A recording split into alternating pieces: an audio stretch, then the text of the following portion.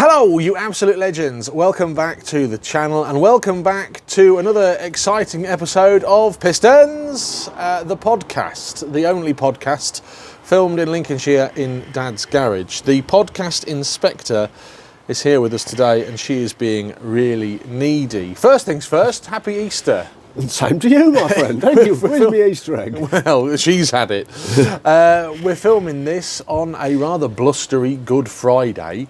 The question is, will it rain as tradition in the podcast? No, it's too cold to rain, it'll snow. It is very cold today, so we're going to try and keep it brief in the workshop. At least be further in the workshop. Well, we can't because the smart car is here. We'll have a chat about that in the What's in the Workshop segment. First things first, how are you? Fine, thank you, mate. Good stuff. It's been a busy week and there's a lot to cover on the podcast today. Thanks to everyone that has watched last week's episode and the pilot episode. I hope, genuinely, you're enjoying the content so far. We will start with Tool of the Week. Before, though, we look at Tool of the Week, Legend of the Week goes to Mr. Coggins Garage 7062 on YouTube, the only person last week to get Tool of the Week right. Tell everybody what it was. It was the Ducelia distributor adjuster. Crystal's knocking over the set. So last week's Tool of the Week, Ducelia distributor adjuster. Well done, Mr. Coggins Garage. This week, what have you got for us on Tool of the Week? There's two tools, same purpose. That's an homemade version. And all it is a screwdriver handle and the end's ground down to a certain width and it's got a U-shaped slot in the end. Okay. And that's the proper tool for the job, and it's just got a T-handle on it and it's a piece of metal with a wider end there and it's got a U-shaped slot in the end. And you can hold it in your hand like that. And if you think you know what Tool of the Week is, let us know in the comments below now, and Dad will reveal at the end of the video what these are. So, one that you've made. Yeah, homemade. Homemade, and one that is the official tool. And I can't see any markings on that either. I've no idea where it came from, but it's a proper thing for the job. Good stuff. Let us know in the comments. At the end of the video, that will be all revealed. All will be revealed. Maybe if you get it right, you could be Legend of the Week next week. Moving on. The Rover 75 update. It's been for an MOT. Excellent. This week. Have you seen the video on the channel? I have, yes. What did you reckon? What did I reckon? I reckon she wants a good coating of that there underneath. Yeah, so you've seen the video and lots of people have seen the video as well. If you haven't seen that video, quick update on the Rover 75. I took it to the MOT test centre and saw my friend Neil at Kings of Stickney, who has given it another year's worth of clean bill of health, no advisories, which we didn't expect. You bumped into somebody who I worked with in the 1970s, didn't you? I did, yes. What was his name? Pete Cross. Pete Cross, who... He was never very cross, he's always a very happy chap, really. What was the story between you and him in the 70s? Well, we worked together. He was in the lorry shop and I was in the car shop. So that's one of the good things about these local village garages. You just meet random people. And yeah, I met somebody who sort of knew you. Similar sort of age to me. Yeah. So we took a look under the Rover 75. Again, no advisories. Did you expect any advisories? No. No. Happy with the results of the MOT? Over the moon, mate, over the moon. That does then mean we are going to Pride of Longbridge, which we discussed last week. I was interested how you said how lovely and shiny the under tray was, but didn't tell anybody how rusty everything else was. Well, I don't know what you would call it. He just was distracted by the shiny things. I'm like a big fat magpie. No, not so fat now. No. If anyone's following my weight loss journey, by the way, I've lost over a stone now in 3 weeks, which is good going. Hopefully by, I don't know, Pistons, the podcast episode 52, I'll be able to sit on this and it will be safe. But the Rover 75 has had its MOT. Good news.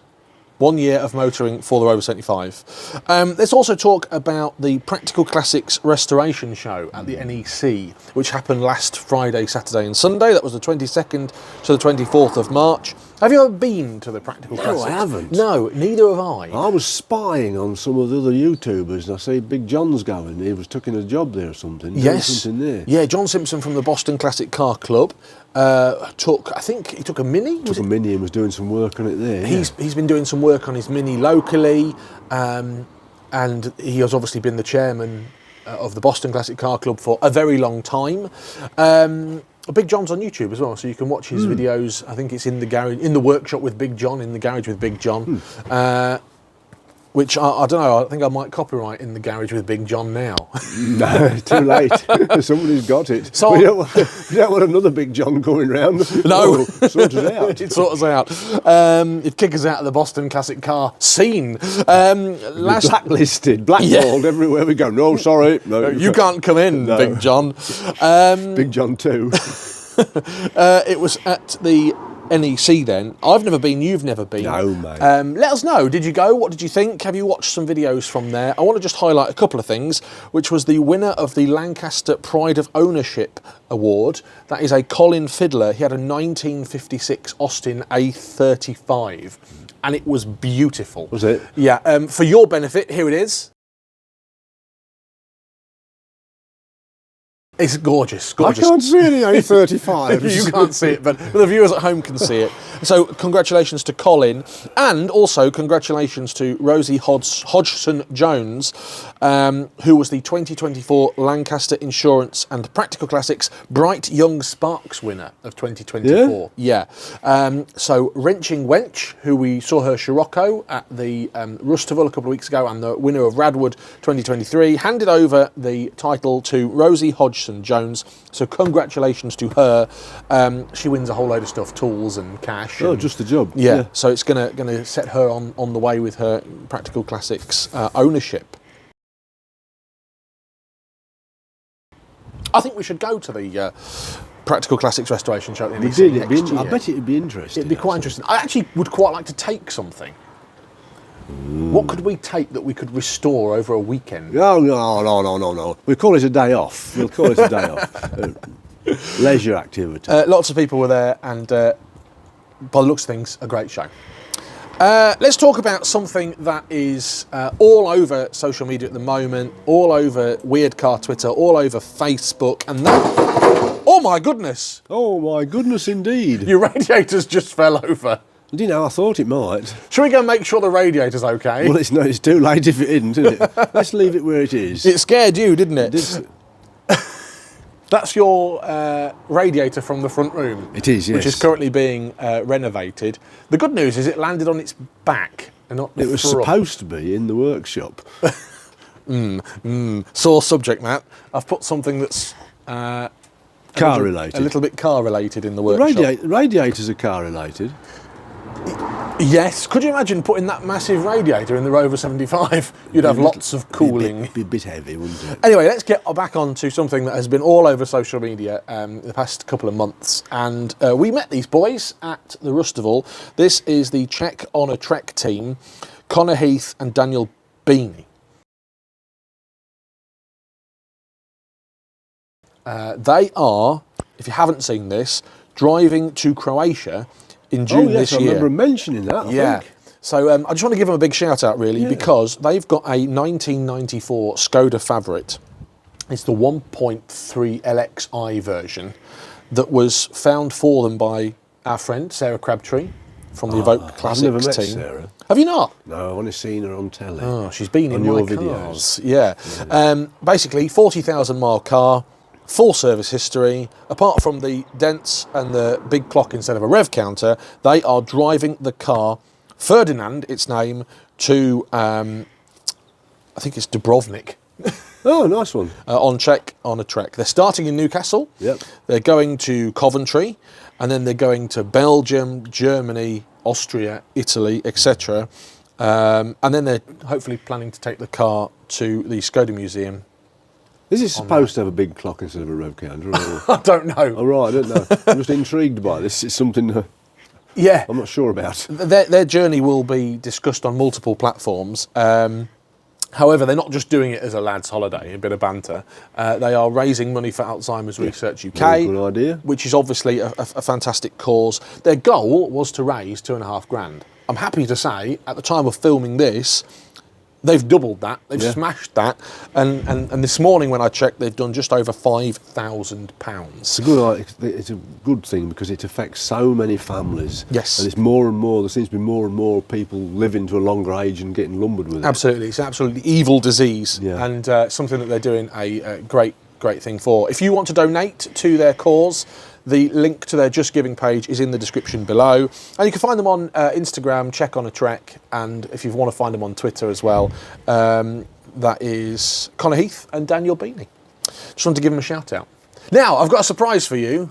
Oh, cross buns. It's car related. Oh, excellent. But it's not this car related. And I think you'll like this. I've got some things in my pocket.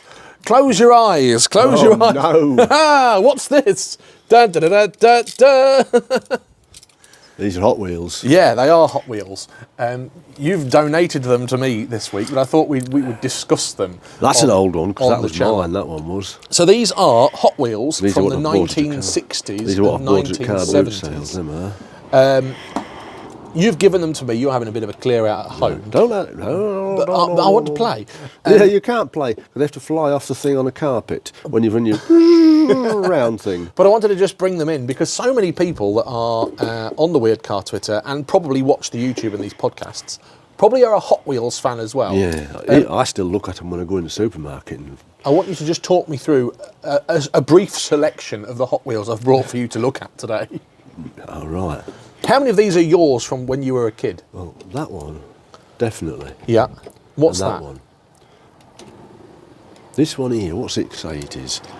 This is a custom T-Bird. Da, da, da, da. And the bonnet opens. 1967? It's in a play-worn condition, because it's been round the loop a few times. And this one is a 1967 Hong Kong well, it's from Mattel Inc., obviously, Beatnik Bandit Yeah, that was mine when I was a little boy, that in was. the purple. This is a car boot sale one, I should think, because I did tend to buy them a bit. What's the appeal with Hot Wheels? Because I won't lie, I have never had... the only Hot Wheels I've ever bought is the recent Proton Saga. Well, wouldn't you think it's something to do... I remember them when I was a little boy and I used to put them on my track and fly them round and stuff like that. Maybe. And it's still in my brain somewhere, isn't it? But you like your Hot Wheels? I do, yeah. I think that's... People do, they really... People are still into them, you know. Yeah, it's But a big thing. I don't think people play with them anymore, though. They keep them in the package and look at them and say, I've got an Hot Wheels. And they are quite cool. I remember as a kid playing with this one and this one round the loop-de-loop track. Yeah. Have you still got your track? Didn't you pinch it? No, I don't think I've got it. It's in the loft then still. We'll have to get it out and have a Hot Wheels... what's the word I want? Hot Wheels Championship. You So need with to the- bring a dining chair in, because you clamp your track, don't you, to your dining chair. And do the loop. And the loop's at the bottom. Shoo, off And the then end. I suppose it used to go off the end and into a cushion or something, didn't it? No, it just crashes, doesn't it, somewhere about the house. Hours of Remember fun. when we used to get the scale extra, with about 2 rooms? Yeah. Where is the Scale Ec-Tric? It's in my loft. Yes, we need to get all this out and just have it in the... What's in the workshop next week? Scale Ec-Tric. We're playing Scale Ec-Tric. Good. I just want to have a chat about those because you've given them to me. I'm going to obviously cherish them. You mean put them in your loft? Put them in my loft maybe for the next generation. But I just wanted to show people your Hot Wheels and have a discussion about Hot Wheels because it's not necessarily... I bet lots of people out there are into Hot Wheels as well. Yeah. Oh, it's They're a massive bound thing. to be. Well, the fact that they're shipping them out by the billions is a. I like the interesting thing. idea that they've got sort of ones that there's not many of. So they're creating a collector's market. I think it's called Treasure Hunt or something similar. Let us know in the comments below. Have you still got your Hot Wheels from when you was a kid, or maybe you're a collector? What's your favourite? Right, we'll move on then. Yep. 2. What have you been up to this week? Playing with Hot Wheels. What have I been up to, my friend? What have I been up to? Been doing a little bit of servicing on the old Triumph Tiger. Well, tell us about that. Nothing very serious. Changed the oil and filter, I've changed the brake fluid. I've just took delivery of my coolant, so I shall be doing that when I'm not doing podcasts. Have you been out on your bike this week? I have took it for a run round the Excellent. molds. Yeah. How did that go? Very nice, thank you. First run of the year? Yeah. Took it round the Spilsby TT. So it's here to Spilsby, and then I'm guessing the back roads, Horncastle, Revesby No, way. what you do is you go to Spilsby, you turn left in Spilsby, and then you Yeah. stay in the speed limit until you get out of course. Spilsby, and then you go from there past Ragsby. Oh, right, Winsby, yeah. Battle of Winsby, Yeah. and then you join back onto the Horncastle Road and go back to Partney Roundabout again. And it's up and down, there's long sweeping runs, and it's Nice road to enjoy. Well, it wasn't riding until I got on. stuck behind 15 lorries and a tractor. Yeah, welcome to Lincolnshire. Okay, so apart from servicing your bike, what else have you been up to this week? Decorating. Your mum's got me decorating, my old mate. What are you decorating? Decorating the front room. That's a never-ending journey. Yeah. I'll tell you what I've been up to this week. Aside from taking the Rover 75 for an MOT, I have revived a couple of cars from my collection. It's a bone of contention. I've got 6 cars currently stood on the grass at the back of my house. I want to put some hard standing in, and we've discussed that, and we'll hopefully, when the weather gets a bit better, have I reckon you want to put gravel down there, so Well, you won't have water logging. A lot of people are saying gravel, a lot of people are saying tarmac planings, a lot of people are saying concrete, because the issue with gravel is it's very difficult to maintain. Anyway, I've been looking at the options with hard standing, and because of that I need to move some of the collection, meaning that I have revived my Proton 1.5 SE, because it had been stood Well, it's for a keeper. Oh yeah, absolutely. It'd been stood there, but There's 3 Audis to go. no, before we get into that, there is a video on the channel. I've got a big list of things to go. No. Let somebody else have the pleasure. More cars needed. I haven't started the car up since October. Put the key in, turned it, first spin. Oh, I think that's and fairly it good, started that up. is. It's water cooled though, isn't it? Yeah, it is, yeah. And it's fine. All fine. Reversed it up, a little bit of sticking on one of the back brakes. After I'd reversed it up, it unstuck. And hadn't gone rusty. But I am also aware that it's a travesty that all those cars are stood on grass. So we need to think about some hard standing there. Maybe a nice carport, oak roof. One of your viewers has suggested that even probably somebody else could have the pleasure of one of your vehicles. Please unsubscribe. I think they've got a good idea. We are going to have a bit of a cull with the collection. Yeah. Well, the stuff that we know is going to be cooled anyway. Yeah, but the stuff that I'm keeping needs to be standing on hard standing, so we need to address that. Anyway, so that's what I've been up to. I've cut all my lawns as well, which is good news. And I'm off now. I'm off work for 19 days. Mrs. John Coupland is heading to hospital, which a few of you are aware about. So she's going to hospital. So she's off, and we'll be looking after her. And as part of that, I'm going to be playing with cars. Excellent. Not these cars, real cars. Terry, by the way, has said next week, let's have a look at the blackboard to see the list of jobs to do. Oh, crikey. Just run us through your blackboard quick. What is the purpose of it? It's sort of don't forget stuff. It's cars-related stuff, right? No, there's a bearing that's a bit touchy on one of your lawnmowers, and I've got the number of it there. So if it finally goes, I've got the number without stripping it down. I forgot to tell him that. I brought the lawnmower to you. Long story short, I've got a Honda lawnmower. Well, no, I haven't. I've got a Mountfield laser lawnmower that's got a Honda engine in. I think it's the GV100 engine. And I brought it to you because I was halfway through cutting the lawn and it just puff of smoke. Just tell us quickly about my lawnmower. He could have fixed it. What did you have to do? Clean the plug. Yeah, the plug was all gunked up, but I didn't know where to go. The engine's clapped. Yeah, the engine. But it is 25 years old. It's been rebuilt multiple times. It's got more Mercedes door on it than actual deck now. It's made up of all sorts of parts. I call it Frankenmower. But it is the best mower in the world. Anyway, back to your blackboard. Then it's got some notes on there about what colour code the springs are on my Nissan Note. So if I find some cheap on eBay, I shall buy them. Genuine ones. And there's some notes about the Armstrong Siddeley. Oh, what have we got left to do on the Armstrong? Well, it's reminding me that there's a bit of play in the offside bottom ball joint, and it'll soon need some rear brake shoes. Yeah. And it says Doblo van. There's a connector to be repaired. There's an offside bottom ball joint. I can cross service off because we've done the service bit, haven't we? I'm seeing a bit of a trend here. The majority of things on your blackboard are things stand up. on Smart my collection. suspension arm, gear change, tacho.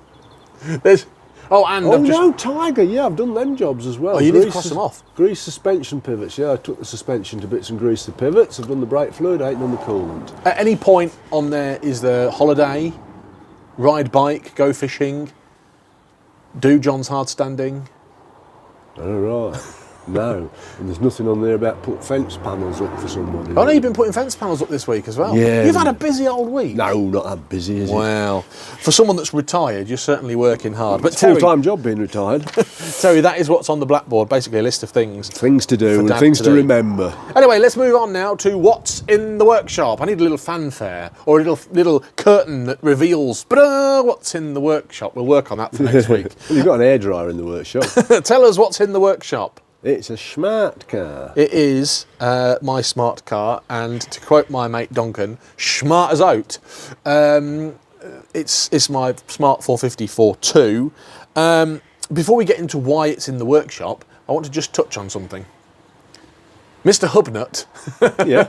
has taken delivery of a smart car. I know, I've been watching him. I think we're setting a few trends. No, I think somebody gave him it and he thought, well, I can't resist that. That's a good deal. Have you watched the video? Not all, I have to admit, I did do some flicking through. He's had a collection caper this week. He's been gifted a smart 450. I think it's the Cabrio version. Newer than this one. It is. It's 56 plate, is it?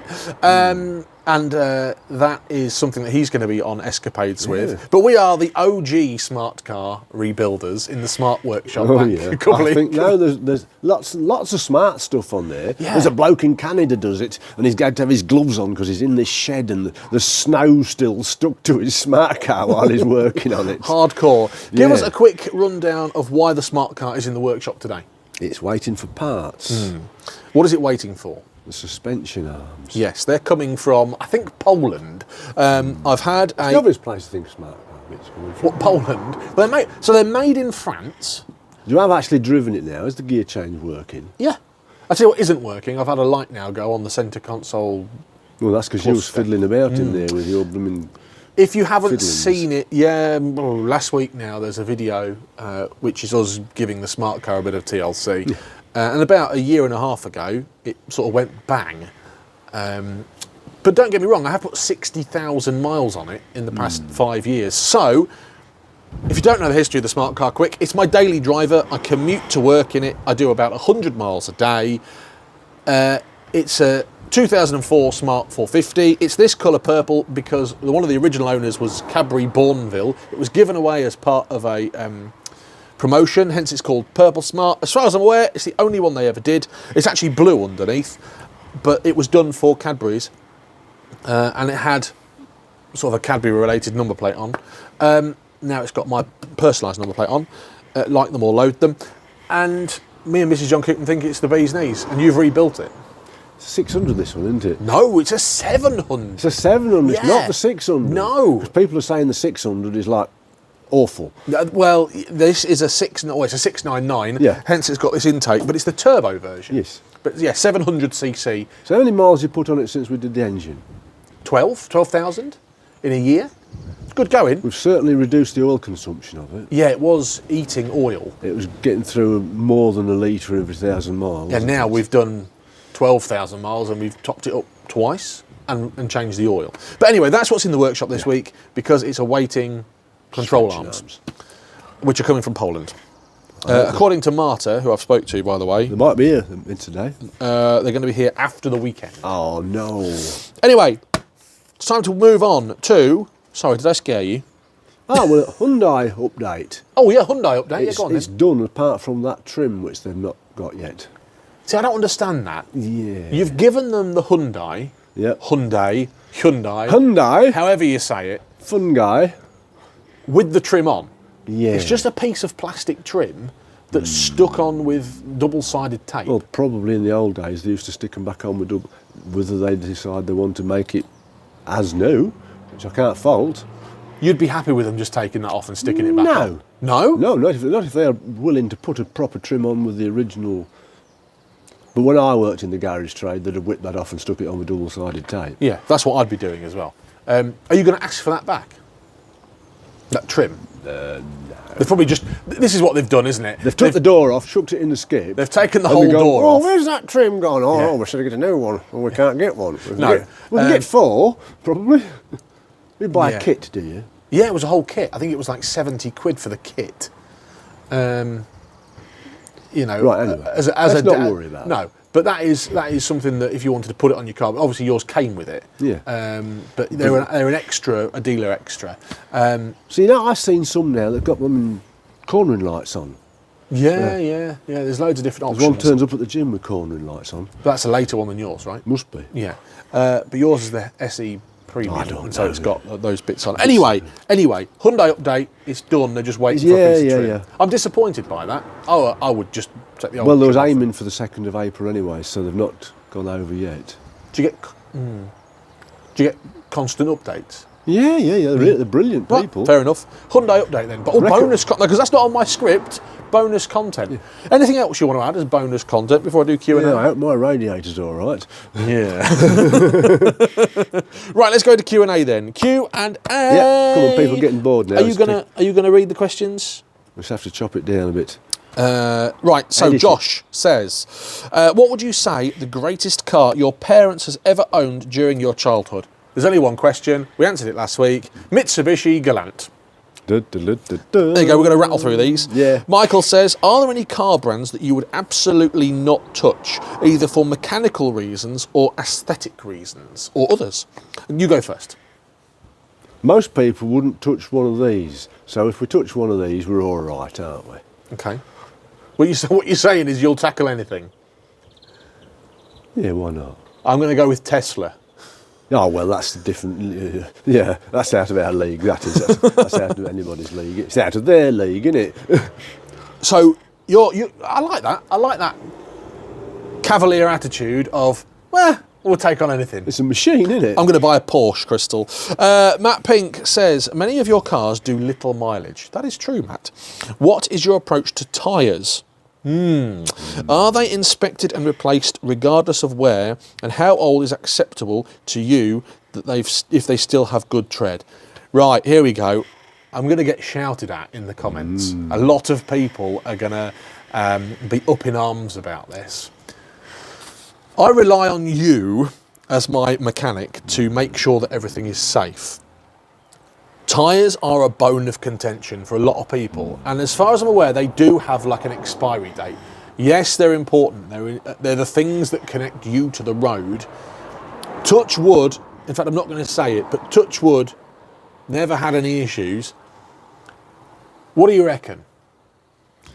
Tyres I have trouble with tyres cracking and reaching the end of the life before I wear them out. In fact, I've just had to change some tyres on them because they're cracked to pieces.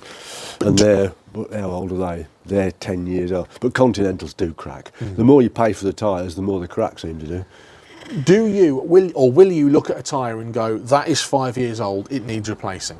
No. No. It's not the law in this country. People do it as good practice, though. Let's face it, lots of European countries, this is where all our part ones come from. Yeah, I think places like Germany and stuff like that have... This is where our part ones come from. I would never put a part-worn tyre on a car. You don't know what's happened to it in the past, do you? No. But then again, I've seen people that's bought some and they're good. Chap at the gym's just put some on, you know, mate. But it cost him a fortune to have them fitted and balanced. Yeah. Yeah. This is the problem. I think it's common sense is the answer, Matt. I'm not going to start running around on a car that's got 20-year-old tyres. No, you wouldn't want to be using it regularly, would you? I'm not going to start running around on a tyre that's obviously showing cracks or any sign of being illegal. It's good practice to change them every 5 years. However, common sense, I think, is the answer. That's what I'm going to answer that. Alan says, if you and your dad go road tripping, what car would you like to do it in? Doesn't have to be anything from your fleet. Well, there's loads of questions to this. Oh, so what car would you do it in? What's the soundtrack? What's the suite of choice? And what celebrity would be accompanying you? Right, here we go. What car would you most likely to do it in? Oh, where we were road tripping. Just anywhere. Go road tripping. Road tripping. I'm going to say UK. UK road tripping. North Coast 500, we're going to Scotland. Yeah. Camper van. We're going in the camper van. Yeah. Home comforts, and you can sleep and pull up anywhere. I don't think the people that live up there are very pleased about camper vans, though. No. Especially when people like me put them in the ditch. I'd do it on a motorbike. Yeah. Yeah. I'd do it on a motorbike with a tent. Just to point out, in pure Pistons and podcast tradition, it's now raining. No, it's not. It is a spitting about. Oh, it's not much. Camper van, yeah? Yeah, Yeah, we're doing a camper camper van. What's the soundtrack? Well, for me, it's either going to be Motorhead or Status Quo. Ooh. I don't think it's going to be yours, though. No, I would go with Status Quo. Maybe not Motorhead. That's a bit heavy for me. Yeah.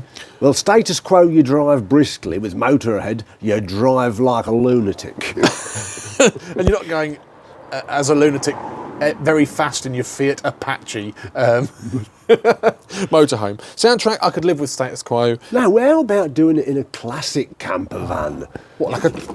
Oh, by then. Like a Talbot or something like that. Yeah, you can get to repair it while you're on your trip. Busman's holiday. Yeah. What is the journey sweet of choice? Well, I'm not allowed to eat sweets now because I'm on my very strict... I like a good cough sweet. Jakeman's. Yes, a good local product. Jakeman's cough sweets, they're very good. And what celebrity would you most like to accompany you? That's a good question. Oh, a celebrity. Yeah. Oh. The inspector. Yeah, she's a celebrity, isn't she? Yeah. I've only met one celebrity and I was disappointed. Who's that? I'm not saying, because it's not tactful, is it? Oh, I think I can guess that. Yeah, I can guess who it is. I met one celebrity and I was disappointed. It's not Ed China. No. Right, Alan, that is the answer to that question. Do you know who I'm going to take with me as a celebrity? Mrs. John Coupland and the Inspector. They're celebrities. They're celebrities. I bet Sarah Crabtree would be a good laugh. Oh, yeah, that'd be fun, wouldn't it? Yeah, you'd have a laugh and a joke all the way, wouldn't you? I reckon if I reached out to Sarah, if you haven't seen the videos, Sarah's on the channel, and she's all right. She's a mate of mine, is Sarah. I think we'd go for a road trip, even if it's a road trip round Yorkshire for a weekend. Me and Sarah and you. You'd have a laugh. Yeah, Be light-hearted. I'd have to edit quite a lot of the content, I feel. Well, I'm sure. Let's move on. They have to edit lots of stuff on the telly. Crypto Bismal says, what is the worst car you've ever driven? I can answer mine. What's yours? Oh, mate, I couldn't tell you. I've driven so much rubbish. Horrible. No, I can't think of one, mate. Sorry, I'm going to be useless. You're not going to put your colours to the mast then? No, because let's face it, I might upset somebody. But I can't think of It's anything. subjective, it's an opinion. What is horrible? Well, I'm about to upset some people then. Proton Savvy. I've never driven one, so. And that is left field because, as you know, I am #1 Proton fan. I went to buy one recently, video on the channel. Oh, God, it was terrible. It was absolutely awful. It's got a Renault 1.2 litre engine in it. But the clutch was as high as anything. The brakes were horrible. The gear change was horrible. The handbrake was horrible. It was like this umbrella grip thing. It was small. It felt smaller than being in the smart car. And it was just yuck. It really was horrible. So yeah, sorry, Proton Savvy. I can't think of anything really. Everything. I've driven that many vehicles. I just think. Followed closely by Mrs. John Coupland's Fiat 500. Poor old thing. It's going to upset a few people. That purely the reason why it's horrible for me to drive is because of my height. No, well, that's not fair, is it? That's just. But it's got a sunroof, and I have to sort of sit like this. Yeah, well, that sounds like Ed China on road test with Mike Brewer, isn't it, in some things? Evan says, hi John, I've got a few questions here. What got you into Proton? It's on episode 1. All of the Protons that you have, which are the ones that you use the most and the least? The one I use the most at the moment is my white 1.5 SE. The one I use the least is my SE LE. That's Jeff. The first one I ever bought, it hasn't had an MOT for a year. It's out of MOT. Why don't I use it? Because I've got my Black Knight that I take to shows. I don't want to... Probably you could pass the Proton on to somebody else that might want one. Evan also says... Do you have any other... edited out. Do you have any other Protons beside the Saga? No. And actually, I went to look at a Proton Savvy and didn't buy it. There is a Proton Gen 2 that I've got my eye on, but you didn't hear that. Are Protons easy to maintain there? Are Protons easy to maintain? Yeah, they are, mate. Yeah. Evan, that's answered your Proton questions. 1990s Japanese cars, really. It's a Mitsubishi, isn't it, underneath? It will go forever.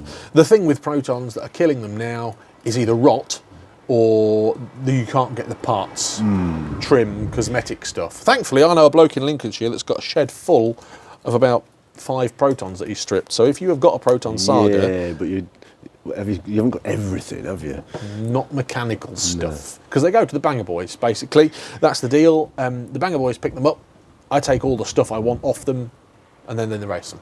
And don't panic, they're not cars that could be back on the road. They're cars that have either been written off and aren't allowed to go back on the road, or they are literally just too economically rotten to repair. Taz said, or says, would you and Dad ever consider getting a car and modding it? Tastefully, of course, or would Dad tell you where to go?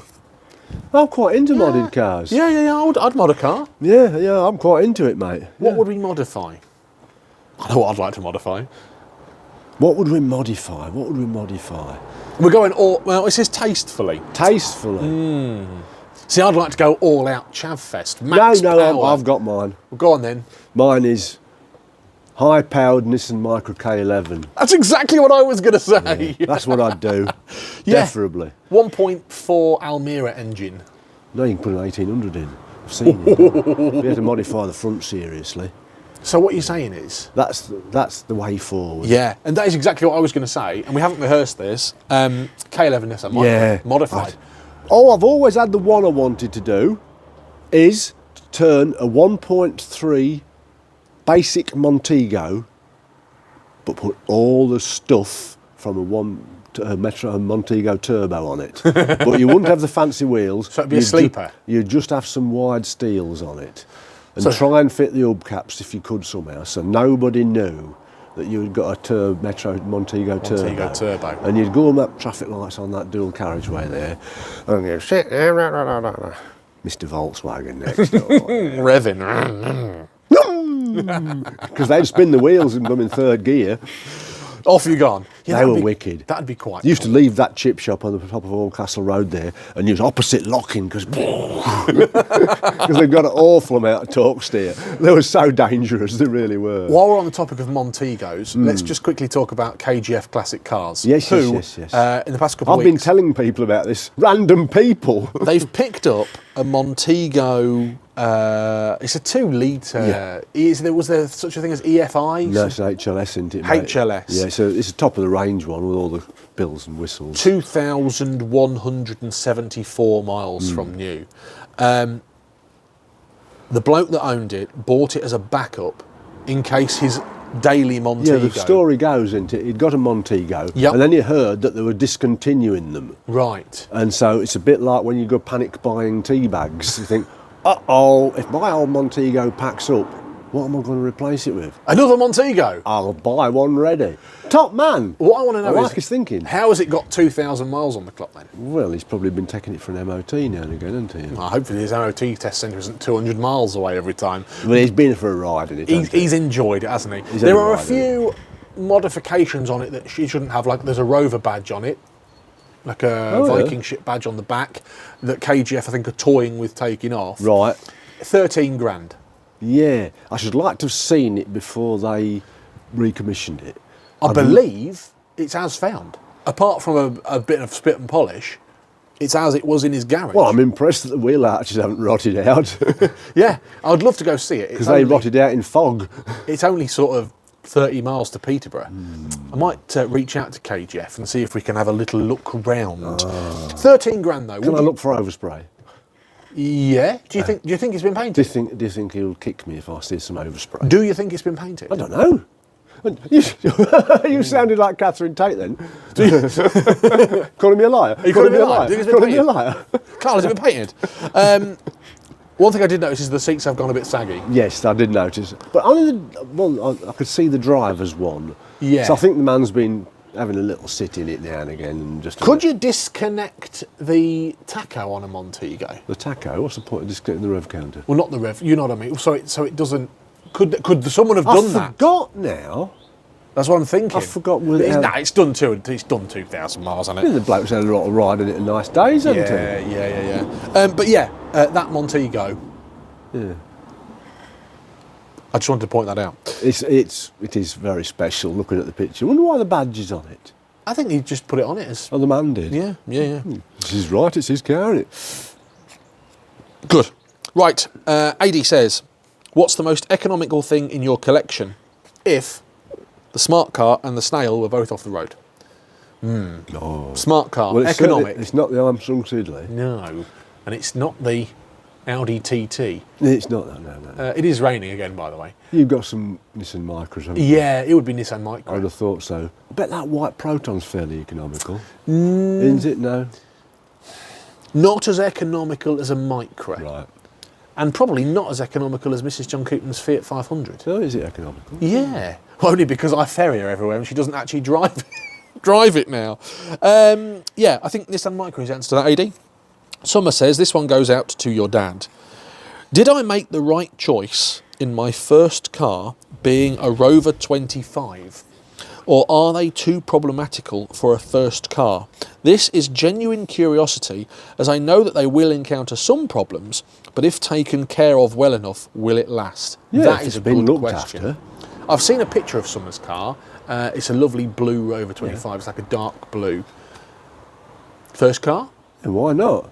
Yeah, good idea. Everybody slags the head gasket off, but anybody that's got one that's been well looked after don't have as many problems as people. But it's been pushed to the limit in the Rover 75, hasn't it? Yeah. You know, it's not been very well stressed in a 25. I think the answer to Summer is, yeah, Well, I don't go and think- enjoy it. What's Yeah. the worst that could happen? You know, if it goes bang, put a head gasket Everybody in it, always right? shouts head gasket, head gasket, head gasket. But honestly and truthfully, it's not that bad a job as long as it's not been fried. So, but if it's been looked at, there's people have commented, haven't they? I've got a 45, it's never had an head gasket, No. but it's been looked after. Yeah. And, as someone commented on the 75, there were blocks that came out the factory that were faulty. Anyway, Think of all them K-series engines that were running around in Metros, Rover 100s and stuff like that. yeah, You know. yeah, and they're still going. Yeah. Yeah.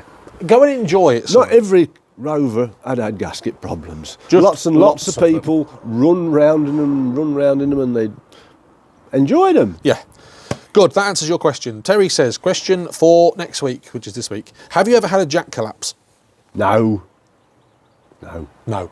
There you go. He said it's happened to him once, went straight to Holford's and got a trolley jack and ramps and stands. Yeah. I think the point here that we've got to really point out is, if you're jacking your car up, you're putting stands on. Always Put stands on. Always. Even if you don't drop it onto it, you've got one under there, even if you just reach under. It's not worth It's it. too late once you're trapped. Yeah, yeah, exactly. That's the answer.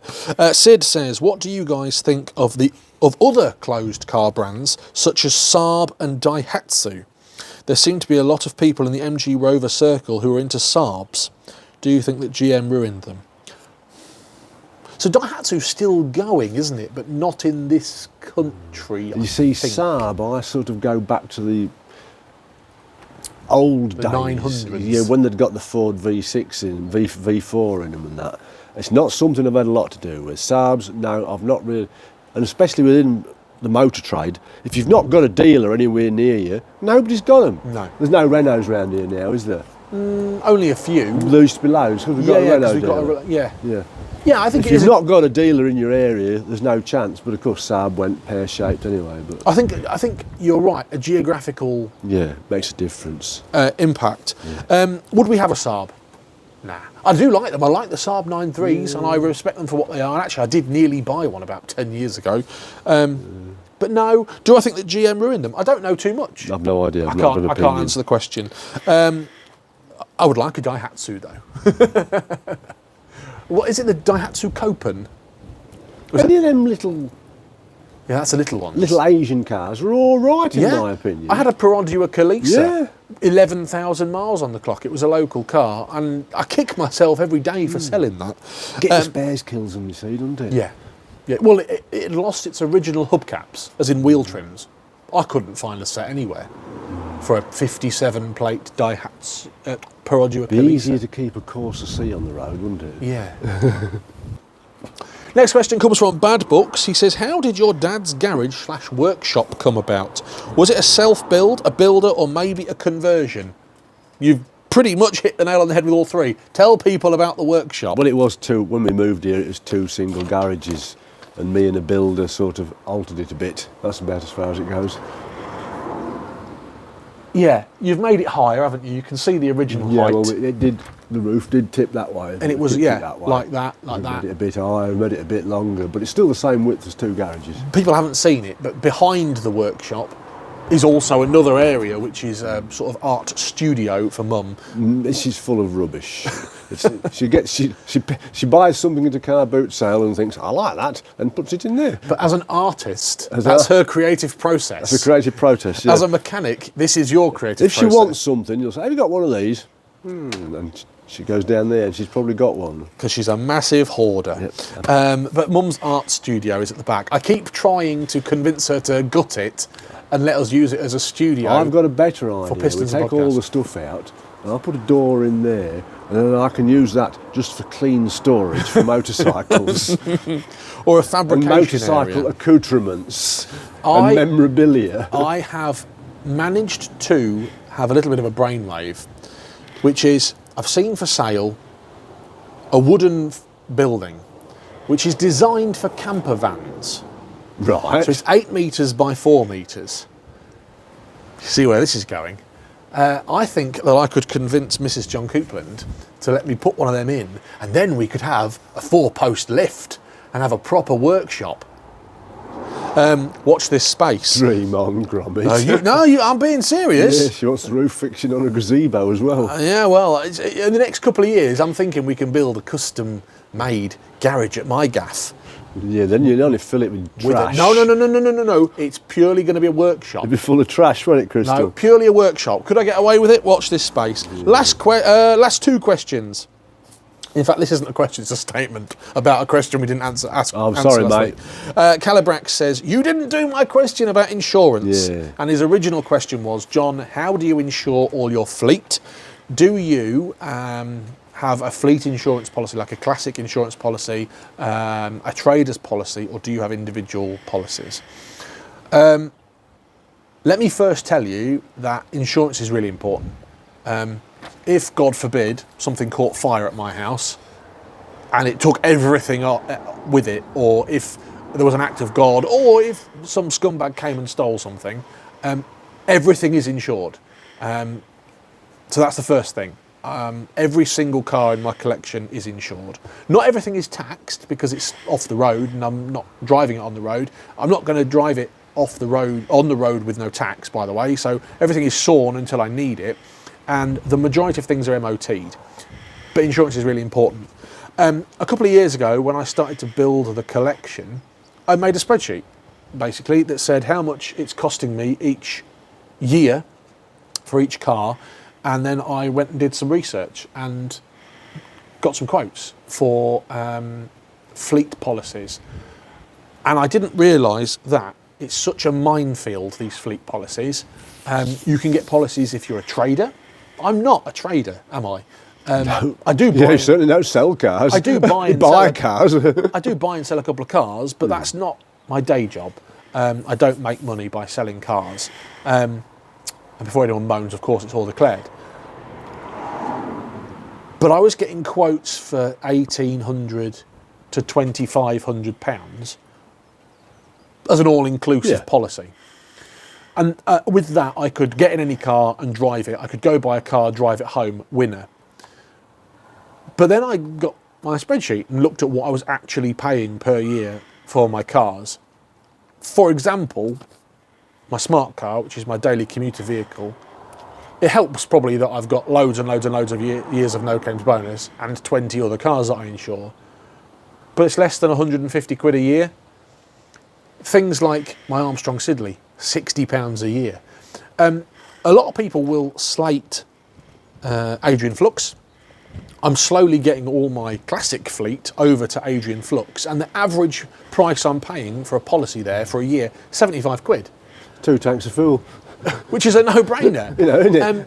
And on some of them, which are things like my Black Knight and my MR2, you pay an extra 15 quid and you get agreed valuation. Other companies are available, Lancaster, Footman James, Haggerty, of course, who have all given me quotes. But in fairness to Adrian Flux, because I've probably got a lot of my vehicles with them, You got some with Haggerty still, haven't you? I have no cars with Haggerty. Right. All my classic fleet are now with Adrian Flux. Right. Things like this are You with. did have some with Haggerty, I thought. Yeah, I did, but that was due to a sponsorship. I had the Black Knight with Haggerty I for a year. thought you did. Again, you know, I'm not slating any insurance company, but it's like anything, right? You go to somebody that's going to give you the best service, the best price, and the best options. This is with Admiral, I think. Yeah. £150. Mrs. John Cookman's car, £150. That I've just. it's Your mum's just put that with Swinton. that's your Nissan Note. Yeah. My bike's with Swinton. Yeah. I like Swinton. They're easy to deal with.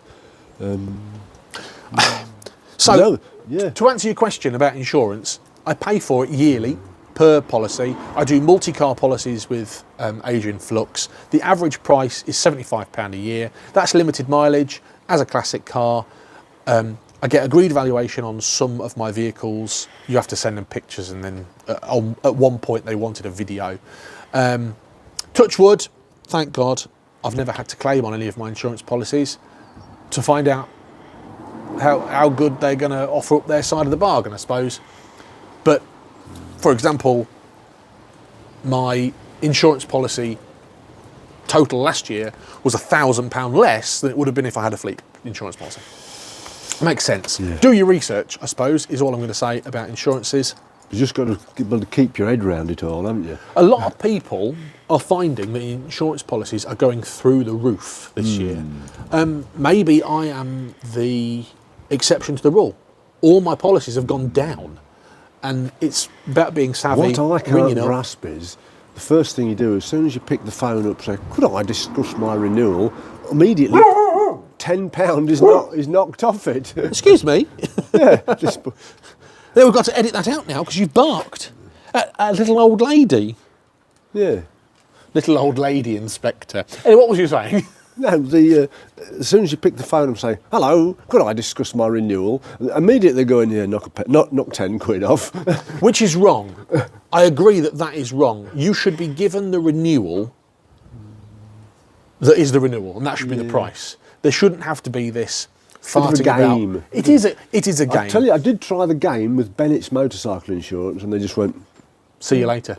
computer says no. Yeah, fine. Fair enough. But no, I stayed with them because I was happy with the service. Shop about. Go with a reputable company, not Crystal Insurance 2024 If you can Limited. stay with the one you're with, I'm a big believer. Even if it's a few quid more, rather than have the hassle of going from one to another, sending off your proof of no claims and all this sort of thing. I think we could do a whole podcast on the topic of insurance. People aren't interested, are they? Which might come. We might do a video on that. But just to answer your question, everything is insured all the time. Everything is done properly. The cost is astronomical, but not as astronomical as it would be if I was to do it through a policy. I think a lot of this is what vehicles you've got. I think if you've got a very modern hybrid or something like that. Oh yeah, I think drive knackered old bangers. The repair costs for them are so great, so I think they put the prices up. Yeah. Again, I think we could do a whole podcast on EVs and all that sort of stuff and insurance. But for this week, Button it, Dad. maybe you want that. Comment below.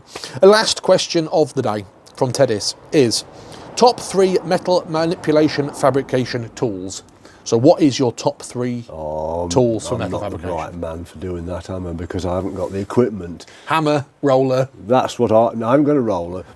All I've got is, I haven't even got proper dollies. I've just got bits of metal I've chopped up and made into that sort of shape. But no, you need your hammers, dollies. And I'm not the right man to answer this, but in the body shop where I worked, That's grandma you're barking at. it just made me jump, that did. We could do with a sheer guillotine, we could do with a roller, definitely. You could do with a bender to put a nice on the edges. Okay. But I'm not a body man. I'm a bodger. Maybe when we build my super duper fabrication in my head workshop at my house, we can put metal fabrication tools in. Forget, it's not cost effective. It's not cost effective, mate. Right, lovely. Thank you for all your questions. Yeah, nice if one. we haven't answered your question this week, then it will be coming. Don't worry, I've not forgotten. submit below in the comments if you want to ask us a question. I like Q&A. I've learned Yeah, I quite do. a lot. I could rabbit on. I could bore people to tears. Yeah, well, that's what people are saying. It's too long. Yeah, it is. Yeah. I understand. So- Once I get on a subject, I can discuss it for ages. Like insurance. Putting the world to rights. Right, tool of the week. Cutting you off. Tool of the Yeah. week. The answer. What is the answer to tool? In fact, I'm going to put these in my pocket now before you steal them back, whilst you tell us what the answer to tool of the week is. The brake tools. Both do the same thing. It's not something that people have on their cars very often these days, unless they're into classics, I suppose. Brake shoe, spring fitter. Not the ones that compress the springs together to hold them onto the cylinders. It's ones that's got the little upside down curly retaining spring that fits through the shoe, goes into a hook in the back plate. You push it through the spring, you bend it round, you give it a twist and hook it into the back plate. It's all it is, a hole like that, you've got a spring with an hook on it, and that's the tool for making that spring go in there. So that is a tool for putting a spring on your brake shoes. Yes, Cool. retains them to the back plate. Well done if you got that right. If you did, That's one I made for the job. if you did, you will be legend of the week next week. I think the fact was I'd got that one at work and I needed one at home, so I fabricated one out of a broken screwdriver. Legend. Anything else you want to discuss before we end this podcast? It's raining. It is raining, yes it is.